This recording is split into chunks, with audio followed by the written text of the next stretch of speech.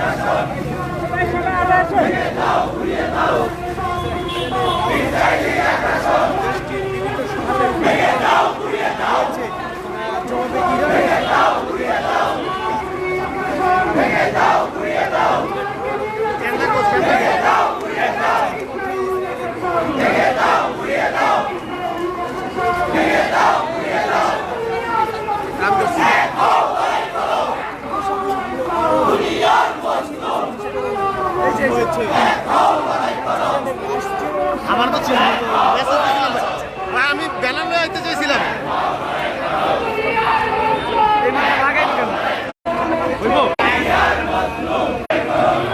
আমার ফোন দিতেছে লাগাই কেন?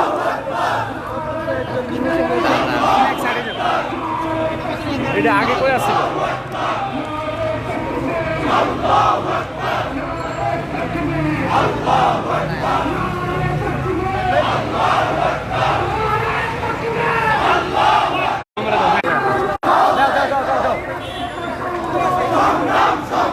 লাগছে? ওকে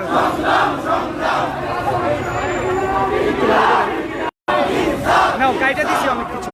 লম্বা করতে পারবা কিন্তু টান দিলে লম্বা হবে।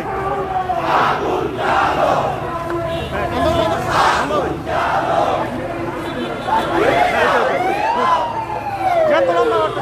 ওকে ওকে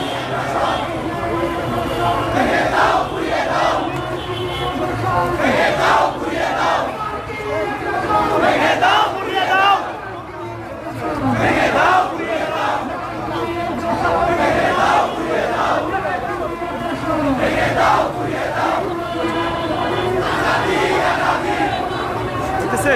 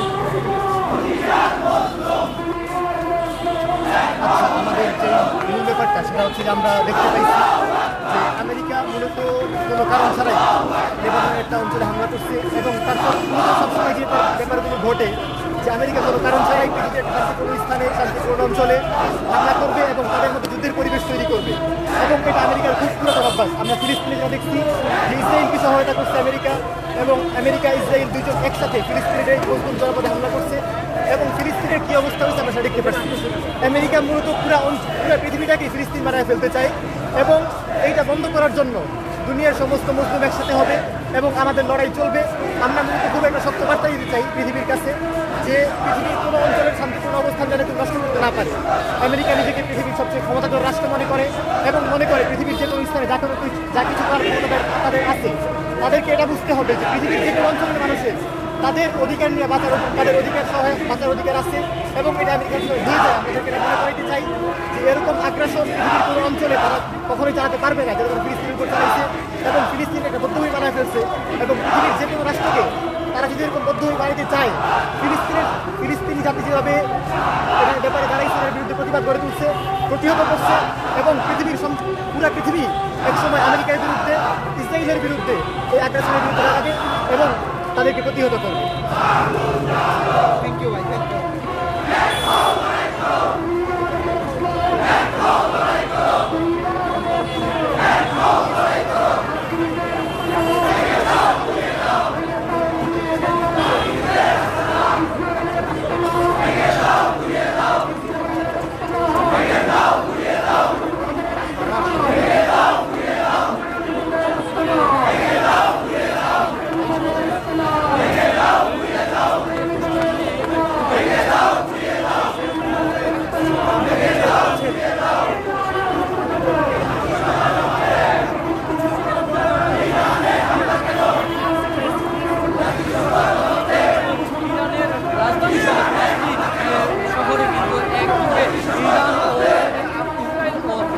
মার্কিন যৌথ অভিযানের নাম করে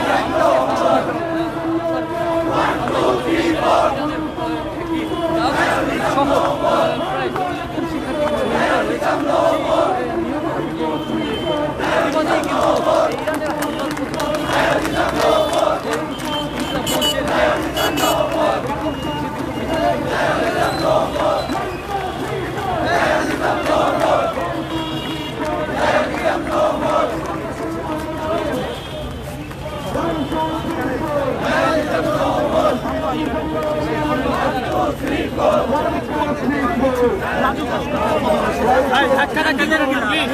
কিন্তু ইরানের ধাক্কা করবেন না।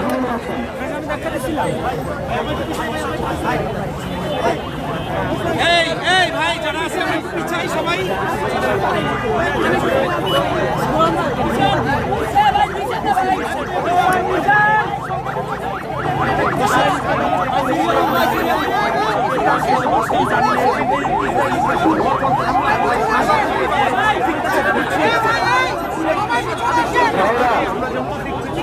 আমরা সবাই আজকে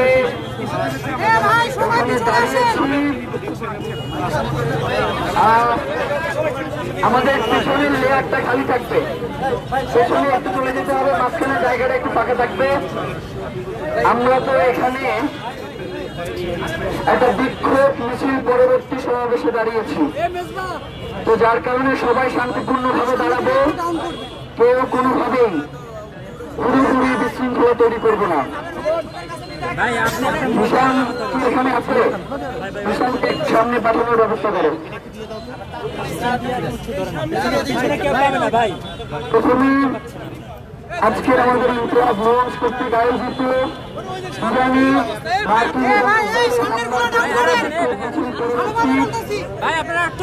আজকের এই সংক্ষিপ্ত সমাবেশে বক্তব্য রাখার জন্য অনুরোধ করছি ইনকিলাব মঞ্চ কেন্দ্রীয় কমিটির সদস্য হুসাইন আব্দুল্লাহকে। আরে ভাই আপনাদের আমি একা বলতেছি, সবাইকে বলতেছি, সব ভিতরে চলে যান। বুঝি না সামনে কারা সামনে একদম সামনে ফোন চলে গেছে পিছনে আসেন না ভাই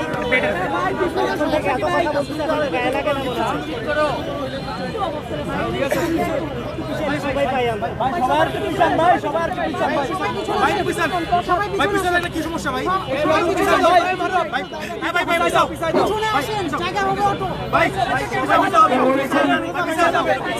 পিছনে যাও সবাই নিবেন আজকে আমরা ছোটবেলায় দেখলাম যে একটি দেশে সাধারণতের উপর আগ্রাসী হামলা আমরা দেখে এসেছি 7 অক্টোবর অপারেশন আল-আকসা প্রাণের পর থেকে গাজা উপত্যকায় ইসরায়েলি আগ্রাসন এবং এর প্রতি পশ্চিমা দেশগুলোর মৌন সমর্থন এবং এর বিরুদ্ধে দাঁড়িয়ে ইরান তখন তাদের রেজিস্ট্যান্সে সাহায্য করেছিল।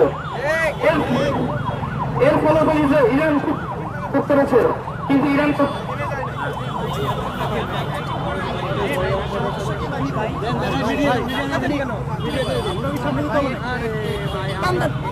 আপনি কথা না বলে সামনে গেলেন আপনি এইভাবে সামনে যান ভাই মুখ মুখ কান্না কি হইছে ভাই আসতে ভাই ভাই সাহেব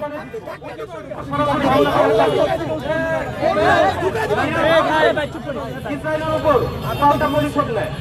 কিন্তু আমরা দেখে গেছি বিভিন্ন গণমাধ্যমে পশ্চিমা মিডিয়াগুলো প্রকাশ করেছে যে Israel has the right to defend itself. এর প্রতি পশ্চিমা দেশগুলোর নগ্ন হস্তক্ষেপ ছিল। তারা গাজার মানুষের রক্তারক্তি দেখে নাই, গাজার শিশুদের কান্না দেখে নাই।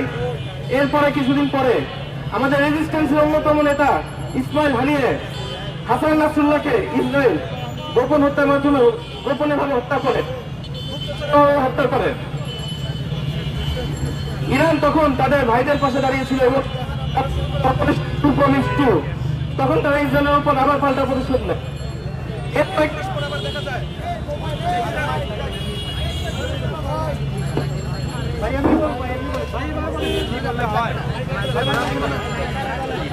ভাই বুম তুলে ধরেন ভাই বুম তুলে ধরেন ভাই বুম আর উঁচু করে ধরেন সামনে ধরেন ভাই এবং এবার সাথে তার সাথে যোগ দেয় চরম আগ্রাসী দেশ আমেরিকা ভাই বুম কাছে ধরেন আজকে মাইকেল জীবনে একটি স্বাধীন শাসন দেশের উপরে বিনা হামলা করে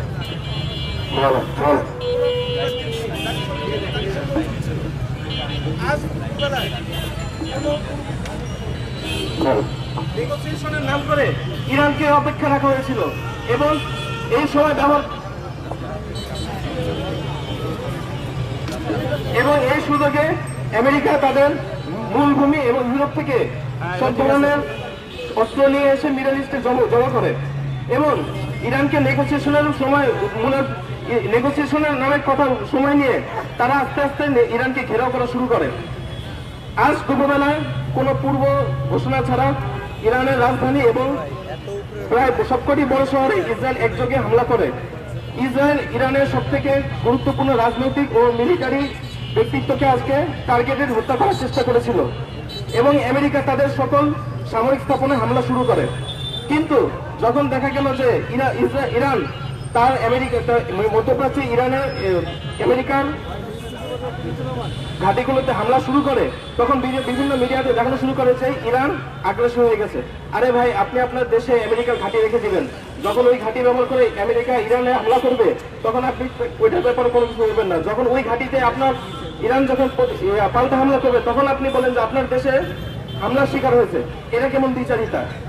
আজ আমরা দেখলাম যে ইরানের একটি মেয়ের স্কুলে হামলা চালিয়ে প্রায় 50 জনকে শহীদ করে দেওয়া হয়েছে। বাচ্চা মেয়ে কোনো কিছু বুঝতো না, তাদের উপর হামলা করে তাদেরকে হত্যা করা হয়েছে। পশ্চিমা দুনিয়া আজকে একদম পুরোপুরি নীরব। অথচ কিছুদিন আগে যখন দেখা গেল যে ইরানে পশ্চিমাপন্থী বিক্ষোভকারীরা মসজিদ জ্বালিয়ে দিচ্ছে, স্কুল কলেজ জ্বালিয়ে দিচ্ছে, তখন তারা ওই পশ্চিমাপন্থী বিক্ষোভকে পূর্ণ সমর্থন জানিয়েছিল। আজকে যখন বাচ্চারা শহীদ হলো তখন তাদের মুখ থেকে কোনো কথাবার্তা বের হয় না। আমরা এরকম দ্বিচারিতা সব দিকে দেখতে পারি। জুলাই অভ্যুত্থানের পরে বাংলাদেশে একটা এমবাসিতে আগরতলাতে হামলা করা হয়েছিল, এটা ব্যাপারে কেউ কোনো কথাবার্তা বলেনি। আমরা তখন নিরাপত্তা দেখেছি। কিন্তু আজকে এই হামলার ব্যাপারে বাকি বক্তব্য রাখবে আমাদের জাবেদ ভাই, ওনার সাথে সবাইকে ধন্যবাদ। এই মুহূর্তে বক্তব্য রাখবার জন্য অনুরোধ করছি আমাদের আজকের প্রোগ্রামটা আমরা যেহেতু তারাবির নামাজের পরে আমরা একটু শেষ করতে চাই। সবার কথা শুনতে পারলে ভালো লাগতো, কিন্তু এই মুহূর্তে আসলে সবার কথা বলবার মতো সুযোগও আমাদের নেই, যার কারণে আমরা আজকে আমার বক্তব্যের মধ্যে দিয়ে মূলত আজকের প্রোগ্রামটা শেষ করতে চাই। ইরান বর্তমান সময়ে একটি অসম যুদ্ধের দিকে ধাবিত হয়েছে, আর সে জানে যে পুরো বিশ্বে তার পক্ষে দাঁড়ানোর মতো কেউ নাই। এরপরে সে বিশ্বের পরাশক্তিগুলোর সামনে মাথা নত করে নাই। তো আমরা যে বাংলাদেশে শহীদ ওসমান হাদিকে পেয়েছিলাম, যে বাংলাদেশের বাংলাদেশে যে সকল পরাশক্তিগুলো রয়েছে যারা বাংলাদেশকে নিয়ন্ত্রণ করতে চায়, তাদের চোখে চোখ রেখে শহীদ ওসমান হাদি কথা বলতে কাউকে ভয় পেত না। শহীদ ওসমান হাদি বলেছে যে জিতটাই সবসময় জীবন নয়, লড়াইটাই জীবন। ইরান আমাদেরকে সেটা প্রমাণ করে দেখিয়ে দিয়েছে যে পুরো বিশ্বে কেউ তার পক্ষে না দাঁড়াইলেও সেই ইনসাফের জন্য লড়াই করে যাচ্ছে, সে ফিলিস্তিনের পক্ষে দাঁড়িয়ে লড়াই করে যাচ্ছে। কিন্তু আমরা এর পাশাপাশি আরেকটা দৃশ্য দেখতে পাই, মধ্যপ্রাচ্যের দেশগুলো যাদের আজকের দিনে ইরানের পক্ষে দাঁড়ানোর কথা ছিল, উল্টো তারা আমেরিকান ঘাঁটি স্থাপন করে ইরানে হামলার সুযোগ করে দিচ্ছে। আমরা বলতে চাই যেই দেশ থেকে মজলুমের দিকে মিসাইল ছোড়া হয় সেই দেশ ধ্বংস হওয়া দরকার। সুতরাং যে মুসলিম শাসকগুলো ইহুদিদের তাবেদারি করে, তাদের দালালি করে, তাদের পক্ষে যারা অবস্থান গ্রহণ করে, আমরা তাদের মুখে থুতু করি। বাংলাদেশে ইতিমধ্যে আমরা দেখতে পাই যে কিছু লোক বলবার চেষ্টা করছে যে ইরান মার্কিন যুক্তরাষ্ট্র বা ইসরায়েলকে খেপাইল কেন। ভাইয়েরা, আপনাদেরকে একটা কথা বলি, নিজের রাষ্ট্র দখল করবার অধিকার, নিজের বাড়ি দখল করবার অধিকার সব থেকে কম শক্তি সম্পন্ন একটা রাষ্ট্রের রয়েছে। সুতরাং সেই জায়গা থেকে ইরান তার রাষ্ট্রকে রক্ষা করতে চাইবে, এইটা তো ইরানের জন্য ইনসাফ, এইটা তো ইরানের জন্য মানবাধিকার, এইটা তো ইরানের জন্য সার্বভৌমত্বের প্রশ্ন। আমরা দেখি ভাইয়েরা, আজকের দিনে এসেও যদি আপনি ইরানের পক্ষে দাঁড়াইতে না পারেন, তাহলে আগামীর দিনে আপনার পক্ষে দাঁড়ানোর জন্য আপনি কাউকে খুঁজে পাবেন না। ভাইয়েরা, একটা কথা বলে দেই, শহীদ ওসমান হাদি একটা কথা বলেছেন যে যেই জমিনের নিশ্চল নিয়তি, দাসত্বই যেই জমিনের নিশ্চল নিয়তি, লড়াই সেখানে সর্বোত্তম ইবাদত। আমরা দেখতে পাচ্ছি পাকিস্তান এবং আফগানিস্তানে আমাদের যে সকল ভাইয়েরা যুদ্ধে লিপ্ত হয়েছে, তারা নিজেদের জন্য যুদ্ধ করছে না, একদের যুদ্ধ করছে আমেরিকার প্রক্সি হয়ে, আর একদের যুদ্ধ করছে ইন্ডিয়ার প্রক্সি হয়ে। তারা মূলত নিজের ভাইয়ের রক্ত নিজে ধরাচ্ছে। আমরা তাদেরকে আহ্বান জানাই যে যেই রাষ্ট্রগুলো এই মধ্যপ্রাচ্যের স্বাধীনতা কেড়ে নিয়েছে, যেই রাষ্ট্রগুলো মধ্যপ্রাচ্যের শান্তি কেড়ে নিয়েছে, এখনই সময় তাদের বিরুদ্ধে মাথা উঁচু করে দাঁড়াবার, এখনই সময় তাদেরকে প্রতিহত করবার। আমাদের আর সময় নাই, আমাদের সামনে এখন শুধুই পরাশক্তিগুলোকে পরাস্ত করবার সময়। এখন যদি আমরা তারা মহাপরাক্রমশালী বলে ছেড়ে দেই, আল্লাহর থেকে তো মহাপরাক্রমশালী কেউ হইতে পারে না। আমাদের সাথে আল্লাহ রয়েছেন, সুতরাং আমাদেরকে অবশ্যই মজলুমের পক্ষে দাঁড়াইতে পারতে হবে। এই রমজান মাসে 313 জন সাহাবী নিয়ে আমরা বদর জয় করেছিলাম। এই রমজান মাসে তারেক বিন জিয়াদ তিনি স্পেন জয় করেছিলেন। এই রমজান মাসে সালাউদ্দিন আইয়ুবী তিনি জেরুজালেম মুসলমানদের জন্য পুনরুদ্ধার করেছিলেন। সুতরাং এই রমজান আমাদেরকে সামনে এসেছে শুধুমাত্র মসজিদে বসে নামাজ পড়বার জন্য নয়, এই রমজান আমাদের জন্য হোক আমাদের ভূমি পুনরুদ্ধারের। এই রমজান আমাদের জন্য হোক এই যুদ্ধে আমাদের মুসলমানদের ভাই বোনদের পাশে দাঁড়ানোর জন্য। যখন আমরা রমজানে ইফতারের থালা বাহারি রকমের ইফতারে নিয়ে বসি, তখন ইরানের একটা স্কুলে আক্রমণ করে 36 জন নারী শিক্ষার্থীকে হত্যা করা হয়েছে। সুতরাং মুমিনের জীবনে লড়াইয়ের বিকল্প আর কিছু নাই। যতদিন পর্যন্ত মুমিন ঘুমিয়ে থাকবে, যতদিন পর্যন্ত মজলুম ঘুমিয়ে থাকবে, ততদিন পর্যন্ত সে আক্রমণের শিকার হবে। এই বাংলাদেশে জুলাই না আসলে যে হাসিনা পলাইতো না, যার কারণে এই বাংলাদেশের জন্য জুলাই অবশ্যম্ভাবী ছিল। এই জুলাই যদি খুলে সংস্কার যারা আন্দোলন করেছে, তারা যদি নাও করতো, কেউ না কেউ এই জুলাই গণঅভ্যুত্থান ঘটাইতো।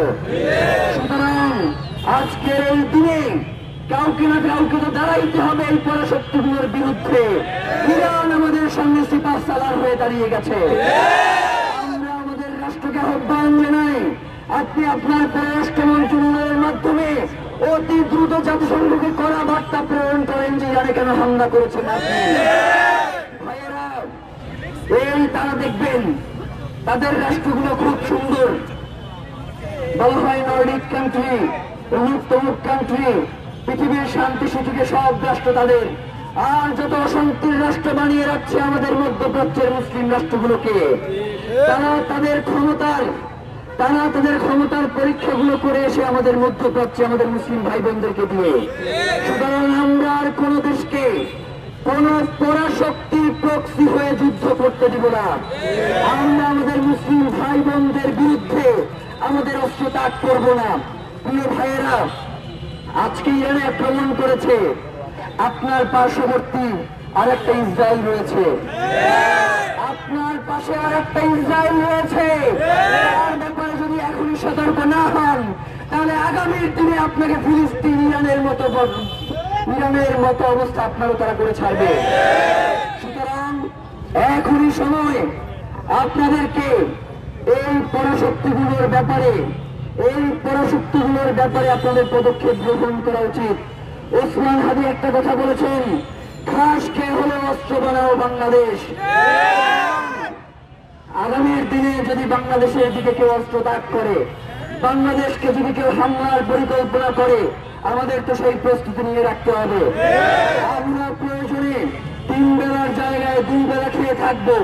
এরপরে আমাদের রাষ্ট্রকে স্বয়ং সম্পূর্ণ হতে হবে মিলিটারির দিক থেকে।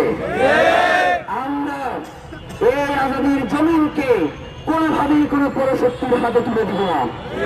সুতরাং আজকে যারা ইরানে আক্রমণ করেছে, আমরা আহ্বান করি পুরো বিশ্বে যারা মজলুম রয়েছে তারা ইরানের পাশে এসে দাঁড়ান, ইরানের পক্ষে এসে কথা বলেন। ইরানের পক্ষে হয়ে আপনারা জাতিসংঘকে তিরস্কার করেন যে সে এখন পর্যন্ত কোনো বিবৃতি কেন দিচ্ছে না।